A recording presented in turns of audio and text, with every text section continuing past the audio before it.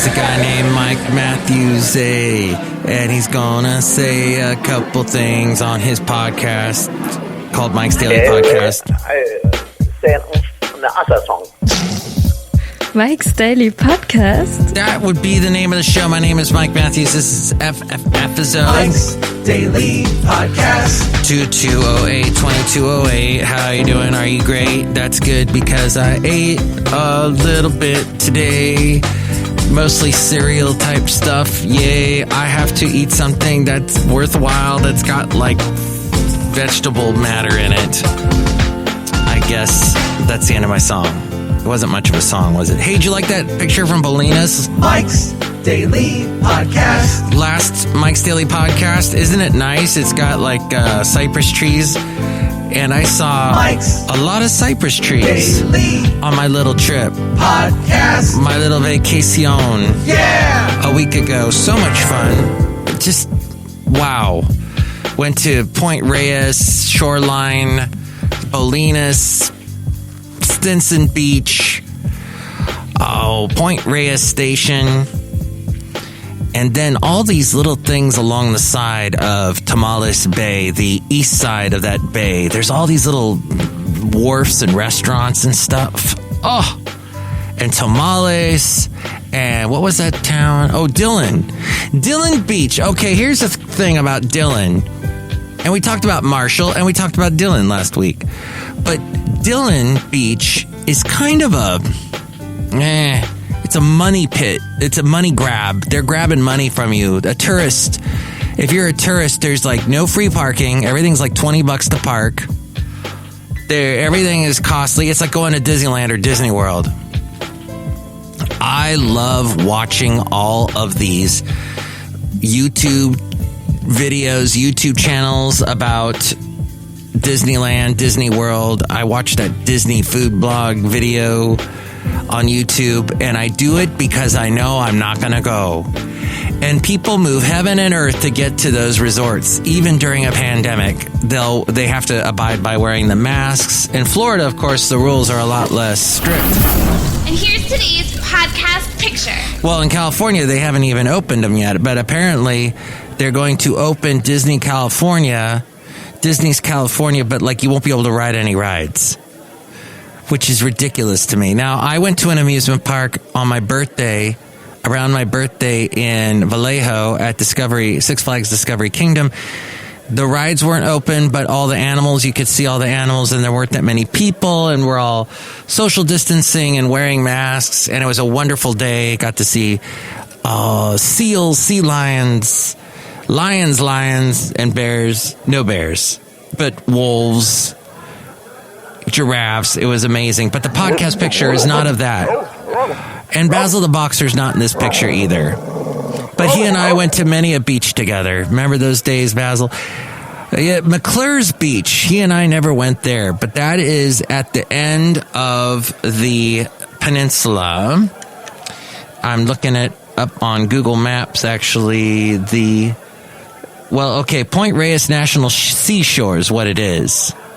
And you go through the town of Inverness if you leave Point Reyes Station, and you head north, and you end up at this beach. It's the last stop on this road. The road just ends, and there's a little bit of a hike, and like a little hike, like you're walking maybe a mile, and you're at this beautiful beach, and you can see a picture of it at MikesDailyPodcast.com. You can also then drive crazy far down to the I guess it's the southwest point of Point Reyes National Seashore, and that's where that lighthouse is. I'm not a fan. I went there years ago, and I remember it blew my ears out because the wind is so strong. They tell you to take some tissue and shove it in your ears or something to keep your ears protected because the wind is just so strong. And it's amazing. I mean, I suggest doing it at least once if you're in California, if you're in the Bay Area. Check it out at least once, but I think it's closed right now anyway. But it is right on the end of this cliff, this precipice, and you're looking out into the Pacific Ocean, and that's pretty awesome. So I want to just cover this real quick. I caught some of this on the radio. Some guy whining about how Biden is really strict with masks, how Gavin Newsom's strict with masks, and he was just, this guy, I don't know his name. I was waiting to hear his name, but they didn't. As a bad talk show host, they did not say his name at the end of the interview. Just terrible, this show. But he was complaining that masks don't allow you to see the other person smile. And he goes, well, when I'm walking my dog, I can't smile at people, so I have to end up taking my hand and waving to them. Oh, you poor, poor man. Just the thing, have you noticed what people on the right are? First off, this should not even be a political discussion, masks. If you are someone who has lost someone to the coronavirus, anyone that argues against masks will forever be the enemy. I'm sorry, people that argue against masks. There are people who have died from the coronavirus, and you are saying, how do you explain that to that person whose relative or friend or loved one has died? That it's, masks are stupid. Masks hide our smiles. I have to lift my hand up and wave to someone because they can't see my smile. Well, smile with your eyes. Wave. Yes, I like the waving, as a matter of fact. I have walked around my neighborhood. The sidewalks are pretty small. And, you know, I'll wear my mask when I see somebody walking on the same side of the sidewalk. And they're wearing their masks and, you know, just out of a courtesy. And it seems like we always end up waving. No matter who the stranger is, we wave because we want to show some sort of humanity, solidarity with each other. So just that people arguing against masks, it boggles my mind. Trump even said that he was wearing masks. Remember at the beginning? He said, I don't have any issue with masks. Oh, he did. You can look it up. It's a fact. So the people that argue against it and think it's some kind of conspiracy, we're hiding our faces, we're hiding our smiles. It's a conspiracy against smiles. Masks. Really? That boggles my mind. Sorry, some things in this world just, what is going on? Oh, yes, and the complaints that are going on, the whiny white men thing going on. Wine. Well, I like it. The whiny white man wine list. This is interesting. Wow, this is interesting. Yes, they're whiny white man wine lists. The list of things they whine about as we go outside a cafe anyway. We're bringing Mike's Daily Podcast somewhere in Podcastro Valley. Today. And yes, I am white. And yes, I am whining about things that people are whining about, which is meta and weird and strange and odd, and I will stop.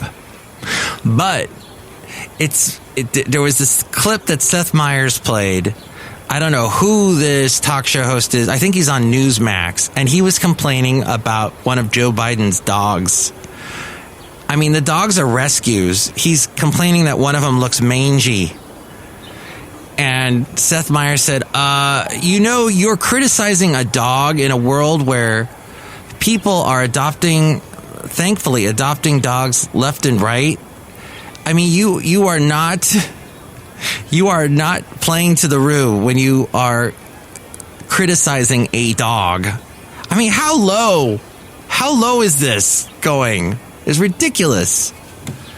It's politics, and I should shut up. But hey, there's no reason for that, no matter what side of the political spectrum you fall on. AMC Entertainment, the nation's largest theater chain, said yesterday it's awarding CEO Adam Aron and other executives supplemental special incentive cash bonuses to recognize the challenge they faced steering the embattled company on a financial roller coaster over the past pandemic year.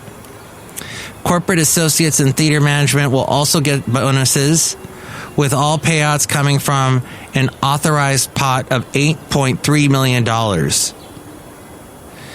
Today's SEC filing only requires the company to break out its top 5 executives. Aaron will receive $375 million. The company said the bonuses recognize extraordinary efforts of employees to maintain the company's business and preserve stockholder value during the COVID-19 pandemic. When movie theaters closed last March, AMC's top executives, including Aaron, agreed to cut their cash salary by 15% and decrease other compensation over 3 years in exchange for stock that will only vest if the price doubles or triples. Aaron said he would lose $1.6 million as a result of the pay cut. With theaters dark, the company eventually had to furlough about 30,000 people and has been bringing them back on slowly as theaters reopen in parts of the country. AMC's problems have been among the most public and painful in the entertainment industry as revenue dried up and Aaron had to face high debt, landlords, and a pandemic that dragged on and on. The company negotiated leases and restructured its debt several times, raising just enough cash to keep Chapter 11 in the rearview mirror. This according to Yahoo Business. A successful financing in the winter gave it more runway and then segued into an unusual moment on Wall Street. Retail investors in Reddit chat rooms in late January became champions of AMC stock as a kind of sidekick to GameStop, buying it aggressively. That set off a cascade of events that helped significantly reduce debt just as vaccines rollouts and infection rates started to fall. New York City actually will begin opening cinemas March 5th, and some believe LA may not be far behind. We mentioned that on a recent podcast. Yes. All right. Well, maybe we shouldn't be going to the movies as much anyway, because movies for the most part are awful. But maybe we should be reading more. Yes. That's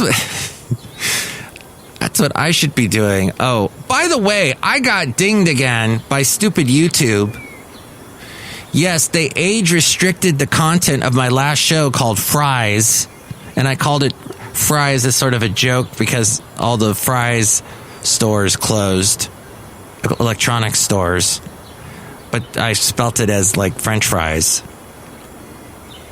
Oh, it says we haven't applied a strike to your channel, and your content is still live for some users on YouTube, because they're stupid.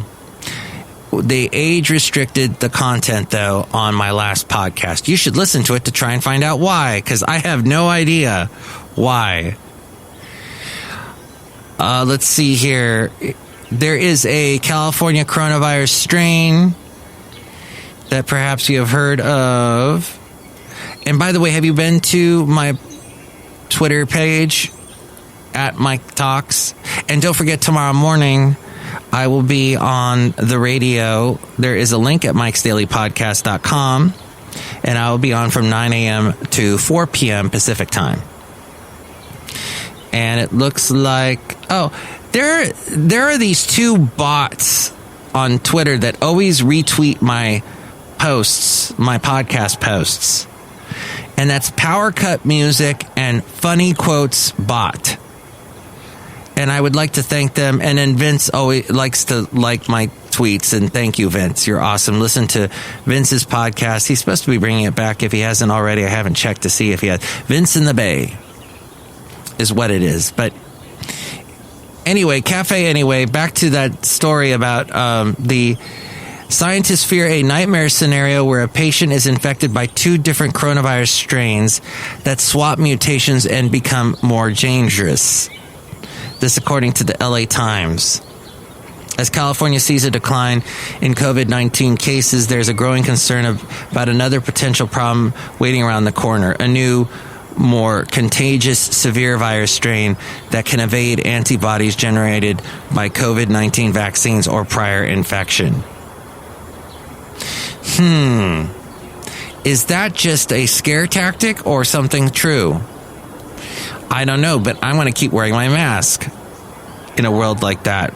Texas tried to lower electricity prices by creating market competitions.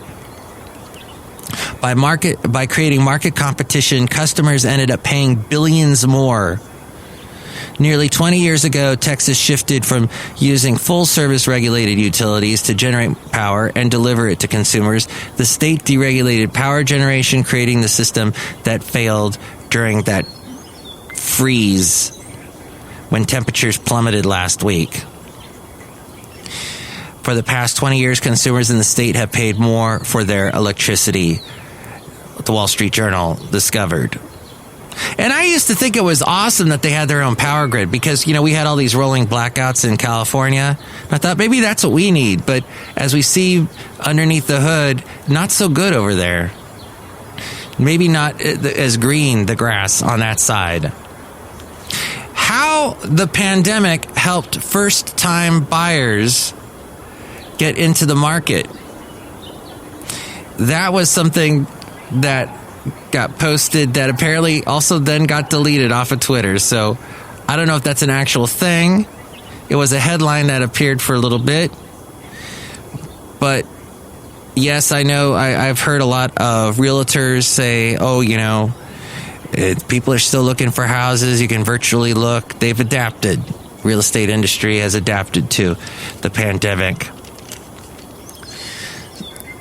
Last night, I helped produce a religious show.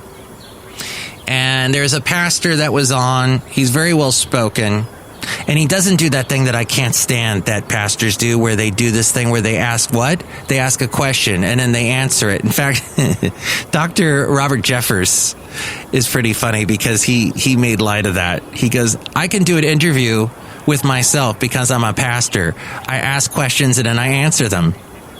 It's true. If you go to a service, if you go to a sermon, you hear the pastor these days, the sermons that I've heard, or seen, they're always, and they do what?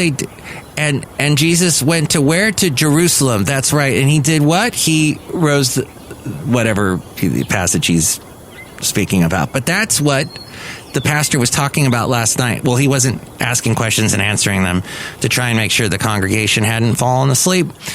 He was discussing about our world in which we have so many divisive things in our world. Race, politics, masks, for crying out loud. And he tied it all back into the Bible and how God welcomes you no matter what race or politics you are, and that he loved you so much he put his son on the cross. Only he said it, you know, in a pastor sort of way that sounded, he just did it so well. He's an older guy. And in some ways it was saying, you know, don't look at the color of the skin. God doesn't do that. And there were all these little things he would say that said basically the same thing, that we're all, everyone is the same in God's eyes and all of that. And if you're religious or not, the point is we shouldn't be so divisive at any rate. And we should all try to get along, as one guy said years ago named Rodney King.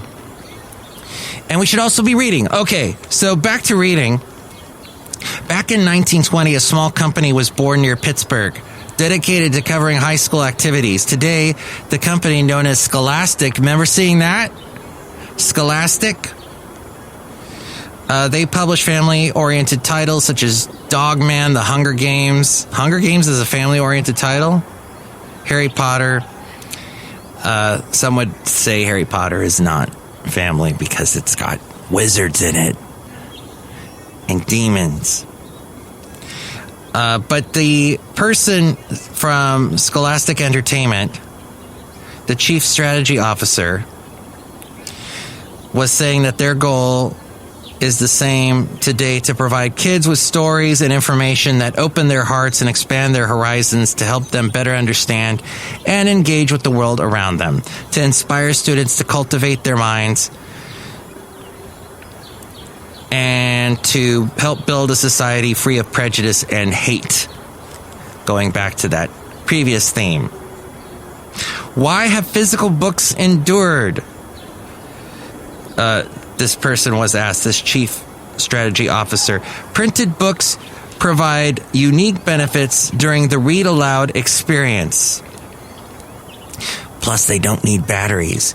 Well, unless you're using a Kindle or a tablet. With parents saying that children enjoy choosing the book themselves, and that turning the page is a shared moment that both parent and children enjoy. At the end of the day, even in our screen-filled room and screen-filled world, kids just love the feeling of holding a book in their hands. The most important customer is the child. We know kids learn an immense amount from the books they read, so how we can draw them in and encourage their love of reading, we try to publish books with madcap adventures and belly laughs and wish fulfillment. Most of all, we want readers to see themselves reflected in the books we publish, their experiences, their worries, their cultures, their faces. We are always willing to take on issues, even if it draws criticism. We believe all children should be able to see themselves, their cultures, and their communities reflected in books. We've always been willing to take on issues and deal with the consequences, and have done so on topics including race, global warming, gender identity, discrimination, gun safety, immigration, among others. That article I took out of the Costco connection, because Costco, I guess, is a big advocate for Scholastic. And reading is fundamental. To most people, creativity and loafing don't seem to go hand in hand. But in fact, they're strongly related, writes E. Arthur Self, Ph.D., in his book, Good Success, Learning Good Lessons from Bad Leaders. Good leaders learn how to loaf creatively and productively. Most bad leaders don't creatively loaf, they just loaf. Creative loafing is planned and productive idleness. Good leaders can draw substantial benefits from learning how to loaf creatively and productively. Bad leaders don't loaf creatively because they don't see the knowledge, insights, and understanding that the proper kind of loafing can provide. The history and etymology of the word loaf, as you might expect, comes from the idea of mixing and kneading flour and various ingredients to make bread. Loafing is to form into portions or blocks to be baked. Yet another definition is to idle away time. After the Industrial Revolution, loafing became identified with non-productive time and non-productive people who are non-energetic. People who are idle produce nothing, but good leaders know that productive idleness exists and is highly useful. Some of the best managers, leaders have set aside time to loaf creatively because it sharpens their emotional intelligence and perception. It can also deepen their knowledge about how people use and talk about the products and services their companies provide. Creative loafing is a less sophisticated form of observational research. Ethnography is a form of observational research in which researchers spend large amounts of time observing groups of people and identifying behaviors specific to each group.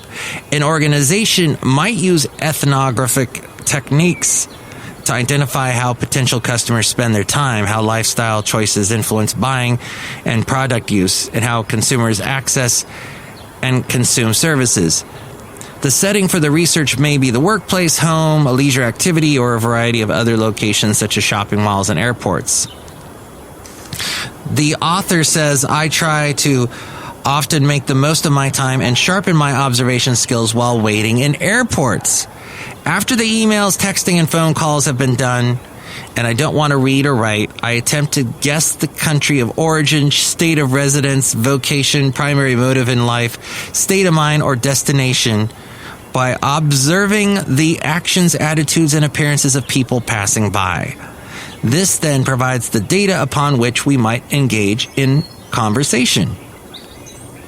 In many ways, this is similar to the process used during creative loafing. Good leaders go out of their way to more creatively interpret the information they have, get new information from others, and use what they have gathered to create productive engagements.